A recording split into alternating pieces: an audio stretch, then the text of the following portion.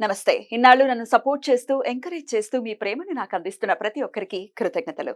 అలాగే ఈ వీడియో కూడా ఖచ్చితంగా మీకు ఉపయోగపడుతుంది. లైక్, షేర్ అండ్ సబ్స్క్రైబ్ చేసి మీ సపోర్ట్‌ని నాకు అందించండి. అలాగే ఈ వీడియో పట్ల మీకున్న అభిప్రాయాన్ని కామెంట్ సెక్షన్‌లో కామెంట్ చేసి తెలియజేయండి. ఇప్పుడు వీడియోని చూద్దాం. నమస్తే. Welcome to our channel. నేను పద్మిని. ప్రస్తుతం మనతో పాటు ప్రముఖ ఆధ్యాత్మికవేత్త, జ్యోతిష పండితులు, హస్త సాముద్రిక నిపుణులు, న్యూమరాలజిస్ట్, దుర్గా ఉపాసకురాలు శ్రీమతి పద్మశ్రీ గారు మనతో పాటు ఉన్నారు. మాట్లాడదాం. నమస్కారం అండి. నమస్తే అమ్మా. భార్యాభర్తల మధ్య సఖ్యత లోపాలు అనేది సర్వసాధారణంగా చూస్తూనే ఉన్నాం. ఇద్దరు కలిసి ఉండటం అంటే ఆషామాషి విషయం కాదు. ఖచ్చితంగా ఉంటాయి, లోపాలు ఉంటాయి. కానీ వాటిని సరిదిద్దుకుంటూ ముందుకు వెళ్ళటమే కదా జీవితం అంటే. విడాకుల పర్వం ఎలా ఉందో మనం చూస్తూనే ఉన్నాం. చాలా నెక్స్ట్ లెవెల్లో నడుస్తూ ఉన్నాయి విడాకులు అనేవి. అట్లా కాకుండా ఎవరిలో అయినా నెగటివ్స్ ఉంటాయి, ఎవరిలోనైనా పాజిటివ్స్ ఉంటాయి. జాగ్రత్త వహించాలి. సరే, ఈ సఖ్యత లోపాల నుంచి బయటపడాలి. ఒక్కొక్కసారి భర్తలు అస్సలు మాట వినరు, అస్సలు ఎంత తృణీకరిస్తారు అంటే భార్యల్ని బాధ అనిపిస్తుంది. వాళ్ళు చెప్పేటటువంటి వన్ సైడెడ్ గా వినదు కానీ బాధ అనిపిస్తుంది. సో ఇట్లా ఈ ఇద్దరి మధ్య సఖ్యత కలగాలి, పార్వతీ పరమేశ్వరులా కలిసి ఉండాలి అని అంటే ఏం చేయాల్సి ఉంటుందండి? తప్పకుండా మీరే చెప్పారు ఆన్సర్, సగం ఆన్సర్ మీరే చెప్పారు చక్కగా. నేనేం చెప్తా అంటే, నేను దాదాపుగా కొన్ని వందల మందికి జాతకాలు చెప్పాను. అందులో ఈ మధ్య కాలంలో ఎక్కువగా వస్తున్నటువంటి కంప్లైంట్స్ ఇది. భర్త మాట వినట్లేదు, భార్య బాధితులు కూడా వచ్చారు. భార్య బాధితులు ఏం చెప్తారు భార్య బాధితులు అయితే? ఇంకా అంతే, అడ్జస్ట్ అవ్వమనే చెప్తాం. అసలు వాళ్ళు కంప్లైంట్స్ ఏమి ఇస్తారు అంటున్నా? వాళ్ళు ఏంటి చెప్తారు, నేను ఒకటి చెప్తే తను ఒకటి చేస్తుంది, అర్థం చేసుకోదు. ముఖ్యంగా ఏంటంటే వాళ్ళ అత్తగారులను చూడరు అని చెప్పేసి కంప్లైంట్. అది చాలా చాలా బుద్ధిమంతులైన అమ్మాయిలు ఉన్నారు. మా పేరెంట్స్ తో వాళ్ళ పేరెంట్స్ అలాగే చూసే వాళ్ళు ఉన్నారు. కానీ కొంతమందిలో ఆ భావన కలగకపోవడం చాలా మంది అబ్బాయిలు పడుతున్నటువంటి ఇబ్బందులు అనమాట. అటు తల్లిని మేనేజ్ చేయలేక, ఇటు భార్యని మేనేజ్ చేయలేక అలా ఇబ్బంది పడుతూ ఉన్నారు అనమాట. సరే, నా దగ్గరకు ఒక అమ్మాయి వచ్చిందండి. వచ్చి వాళ్ళకి ఆల్రెడీ 2 పిల్లలు అనమాట.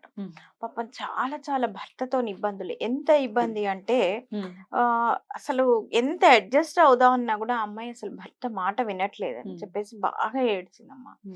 అయితే ఎందుకు కారణం అంటే, కారణం చెప్పడు అసలు. ఏంటో కారణం చెప్పడు. ఈవెన్ చూడంగానే అప్పటి వరకు ఆఫీస్ నుంచి రాగానే నవ్వుతూ వస్తాడు, ఫోన్లో మాట్లాడడం అదంతా కూడా హ్యాపీగా చేస్తాడు. కానీ తన దగ్గరకు వచ్చే వరకు మటుకు ఏదో అసంతృప్తిగా ఉంటుంది. ఇప్పుడు తనకి ఉంటుంది కదా, భర్తతో చక్కగా సంతోషంగా ఉండాలి అని చెప్పేసి. ఇప్పుడు ఆడవాళ్ళు ఇంట్లో ఒంటి పట్టున ఉండి పని చేయటం కూడా అది గొప్ప జాబు. ఇప్పుడు అతను ఎంత చేసి వస్తాడో అంతకన్నా ఎక్కువ బాధ్యతాయుతమైనటువంటి ఉద్యోగం ఇది. ఇప్పుడు ఇల్లు చూసుకొని, పిల్లల్ని చూసుకొని, తను తెస్తున్నటువంటి బడ్జెట్ లో ఇల్లు నడిపించేటువంటి ఆషామాషి వ్యవహారం ఏం కాదు. ఆడవాళ్ళు కూడా చాలా చాలా సాక్రిఫైస్ చేస్తున్న ఆడవాళ్ళు కూడా ఉన్నారు. అయితే పాపం తను చాలా చాలా ఇబ్బంది పడుతూ చాలా ఏడ్చిందమ్మా. ఏడిస్తే ఏం చేయమంటారు అసలు నాకు? ఇంకా గొడవ పడి ఏం చేశాడు, తను వెళ్ళిపోయాడు. విడాకులు అయితే అవ్వలేదు కానీ విడిగా ఉంటున్నాడు అనమాట. తను ఈ పిల్లల్ని పెట్టుకొని చక్కగా ఇంకా తను శాయశక్తులు సరే పుట్టింటి వారి అండతోని కొద్దిగా గెటాన్ అవుతూ వస్తుంది. అయితే సరే, ఎంత ఉన్నా సింగిల్ పేరెంటే. ఆ పిల్లలకు తండ్రి లేనటువంటి బాధ చాలా ఉంటుంది. ఎవరు తీర్చగలుగుతారు? అది అర్థం కాదు. సరే, పాప అమ్మాయి ఏదైనా పేరెంట్స్ మీటింగ్ అలాగన్నా కూడా స్కూల్లో చాలా చాలా ఇబ్బంది పడుతూ ఉండేది. సరే, నా దగ్గరకు వచ్చి చాలా ఏడుస్తూ ఇది పరిస్థితి, ఇప్పుడు నన్ను ఏం చేయమంటారు అని చెప్పేసి ఏడిస్తే, నేను ఒక మంచి చక్కని పరిష్కారం చెప్తాను, నువ్వు భక్తి శ్రద్ధగా చెయ్యి. సరే, నీ బాధలో ఉన్నావు, డిప్రెషన్ లో ఉన్నావు కాదని, కానీ ఇటువంటిప్పుడే భగవన్ నామస్మరణ ఎంత ఎక్కువగా చేయగలిగితే నీకు అంత రిజల్ట్ అనేది వస్తుంది అని చెప్పేసి నేను చెప్పాను. అది ఏం చెప్పాను అంటే, చక్కగా అర్ధనారీశ్వర స్తోత్రం, అర్ధనారీశ్వర స్తోత్రాన్ని 41 రోజులు, రోజు 11 సార్లు, ఉదయం 11 సార్లు, సాయంత్రం 11 సార్లు చేసుకున్నట్టయితే, అంటే అర్ధనారీశ్వరుల ఫోటో ఒకటి తీసుకుని వచ్చి చక్కగా కుంకుమార్చన, కుంకుమ పూజ చేస్తూ ఆ స్తోత్రం, పెద్ద టైం కూడా ఏం పట్టదు, ఒక 5 నిమిషాల టైం అంతే. చక్కగా అలా చేసుకోమ్మా. చేసుకున్న తర్వాత ఆ కుంకుమని ఏం చేస్తావు అంటే, శిరస్సులో ఇక్కడ నుదుటన పాపిట్లో ధరించు, కొద్ది రోజులకి నీకు రిజల్ట్ అనేది తప్పకుండా వస్తుంది అని చెప్పేసి చెప్పాను. ఆవిడ ఎంత అద్భుతంగా, ఎంత భక్తి శ్రద్ధలతో చేసుకుందంటే పద్మిని గారు, అసలు 11 రోజుల్లో రిజల్ట్ వచ్చిందండి. అంత ఫాస్ట్ గా వచ్చింది. అంటే అంత ఏమంటారు, స్మరించినంతనే భగవంతుడు కలికాలంలో స్పందిస్తాడు అంటారు కదా, అది ఈవిడ విషయంలో నిజమైంది. భర్త తిరిగి వచ్చారు. ఫోన్ చేసి ఇంకా తను కూడా ఉంటుంది కదా, ఏదో భగవత్ సంకల్పం అలా నడిపించి వస్తూ ఉంటాడు. ఫోన్ చేశాడు. సరే మన ఇద్దరి భావాలు వేరు వేరుగా ఉన్నా కూడా పిల్లల కోసం కలిసి ఉందాము అని చెప్పేసి అన్నాడు. చాలు సంతోషం, అంతవరకు ఉన్నా సంతోషమే. అవును. సరే మెల్లగా ఇంటికి వచ్చి ఉన్న తర్వాత తనకు అనుకూలంగా నేను మారటము, నాకు అనుకూలంగా తను మారటము చేస్తుంది. జరుగుతారు, ఓకే ఫైన్ అనుకుంది. పాపం కలిశారు.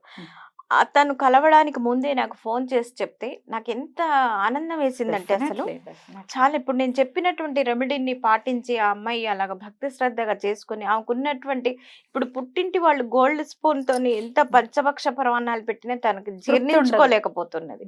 అక్కడ పుట్టింటి వాళ్ళ తరఫున చాలా అండగా ఉంటారు. బట్ ఏంటంటే భర్త లేడు అనేటువంటి బాధే తనని ఎక్కువగా వేధిస్తోంది.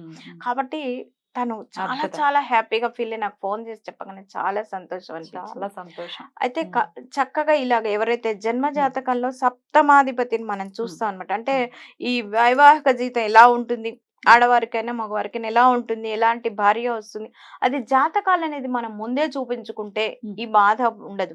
మ్యారేజ్ అయిన తర్వాత బాధపడేది బదులు ముందే ఏదైనా దోషాలు ఉంటే పరిహారాలు చేసుకుని చక్కగా వివాహాలు చేసుకున్నట్టయితే బాగుంటుంది అని చెప్పేసి నా సూచన, సలహా కూడా. తప్పకుండా తప్పకుండా అలా చేసుకున్నట్టయితే బాగుంటుందమ్మా. ఎందుకంటే మ్యారేజ్ అయిన తర్వాత పిల్లలు పుట్టిన తర్వాత వీరితో పాటు సంతానం కూడా బాధపడుతూ ఉంటారు.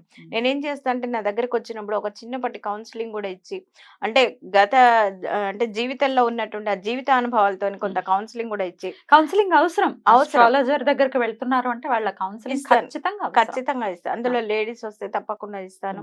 పాపం కొంతమంది భార్య బాధితులు కూడా వస్తుంటారు, వారికి కూడా చెప్తాము. ఏదైనా సరే సంసారాన్ని పాడు చేసుకోవద్దు, ప్రశాంతంగా ఉండాలి అని చెప్పేసి చెప్పడం జరుగుతుంది. చక్కగా ఇలా అర్ధనారీశ్వర స్తోత్రం కనుక చేసుకున్నట్టయితే అద్భుతంగా ఉంటుంది. సో అది ఒక నిష్టలాగా ఒక 41 రోజులు ఒక మన మండలం పాటు చేసుకునేటటువంటి. ఏ రోజున మొదలు పెట్టమంటారు? అంటే సోమవారం నుంచి మొదలు పెట్టాలి. సోమవారం, ఎందుకంటే అర్ధనారీశ్వర శివుడికే ఎక్కువ. అంటే ఇక్కడ చూడండి, ఆ అర్ధనారీశ్వర తత్వంలో అమ్మవారి శక్తి స్వరూపిణి.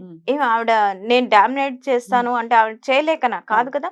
అంటే అర్ధనారీశ్వర తత్వంలో ఇద్దరు సమానమే, ఎవరు ఎక్కువ కాదు ఎవరు తక్కువ కాదు అనేటువంటి తత్వమే ఈ అర్ధనారీశ్వర తత్వం. కాబట్టి ఆ ఫోటోని చూస్తూ దాన్ని ఆకళింపు చేసుకుంటూ భగవంతుడు అంతటి వాళ్లే కలిసిమెలిసి ఎక్కువ తక్కువ అనేటువంటి తేడాలు లేకుండా ఉన్నప్పుడు మానవ మాత్రంలో మనం ఎంత అని చెప్పేసి అనుకుంటూ చేయాల్సి ఉంటుంది. అయితే 11 సార్లు పొద్దున్న 11 సార్లు రాత్రి అని అంటున్నారు, సాయంత్రం అంటున్నారు కాబట్టి మరి ఇప్పుడు ఒకవేళ చదవటం రాని వాళ్ళు వింటే కూడా తత్ఫలితం ఉంటుందా? ఉంటుంది, వినాలి. అది భక్తి శ్రద్ధగా మనం ఇప్పుడు చూడండి, మనం వేరే విషయాలు వింటుంటే మన ఎలా, ఇప్పుడు ఇది భక్తి శ్రద్ధగా ఉంటే ఖచ్చితంగా మీకు 2-3 రోజులు వరుసగా వింటే చదవడానికి వచ్చేస్తుంది. అదంతే ఇంట్రెస్ట్ ఉండాలి, అంతే భక్తి ఉండాలి, శ్రద్ధ ఉండాలి అని చెప్పేసి చెప్తాను. ఖచ్చితంగా చదువుకుంటారు, చదువుకున్న వాళ్ళు కూడా ఉన్నారు. చదువుకునేసారి మీరన్నట్టు వినొచ్చు, విని వస్తుంది నోటికి. పిచ్చి పిచ్చి పాటలు రావట్లా, అది స్తోత్రాలు ఎందుకు రావు? ఖచ్చితంగా వస్తుంది. అంటే ఒకసారి చూస్తూ వింటూ ఉంటే ఇంకా ఈజీగా వస్తుంది. రైట్ అండి. ఖచ్చితంగా ఇలా అర్ధనారీశ్వర తత్వాన్ని అర్థం చేసుకుంటూ జగదపితరం వందే పార్వతీ పరమేశ్వరం అని అంటారు. ఆ ఇద్దరు తల్లిదండ్రులు వాళ్ళే బ్లెస్ చేయాలి. ఖచ్చితంగా ఇట్లాంటి సమస్యల నుంచి బయటపడాలంటే ఈశ్వరుడు ఖచ్చితంగా ఇట్లాంటి సమస్యలతో బాధపడుతున్న వాళ్ళు ఎవరికి వాళ్ళ ఇంట్లో చక్కగా స్వామివారిని కొలుచుకుని అమ్మవారిని కొలుచుకుని. ఇంకొకటి, అమ్మాయిలకి వివాహం కాకముందు గనక శివాలయాల్లో ప్రదోష కాలంలో ప్రదక్షిణ చేస్తూ ఉన్నట్టయితే కొద్ది రోజులు నియమంగా నిష్టగా ఇన్ని రోజులు మండలం రోజులు చేస్తారా, 11 రోజులు చేస్తారా, 22 రోజులు చేస్తారా, 21 అలాగా వారి ఓపిక బట్టి ప్రదక్షిణ మంచి భర్త లభిస్తారు. శివుడు లాంటి భర్త, మంచి భర్త లభిస్తాడు, అర్థం చేసుకునేటువంటి భర్త లభిస్తాడు. కాబట్టి చక్కగా పెళ్లి గాని కన్యలు శివారాధన చేస్తూ శివుడికి కనుక ప్రదక్షిణాలు చేస్తే ప్రదోష కాలంలో మంచి భర్త లభించడానికి కూడా అవకాశం ఉంటుంది. ఇది ఆడవాళ్ళు చేస్తే చేసుకోవచ్చు. రైట్ అండి, అద్భుతంగా వివరించారండి. కృతజ్ఞతలు. నమస్తే.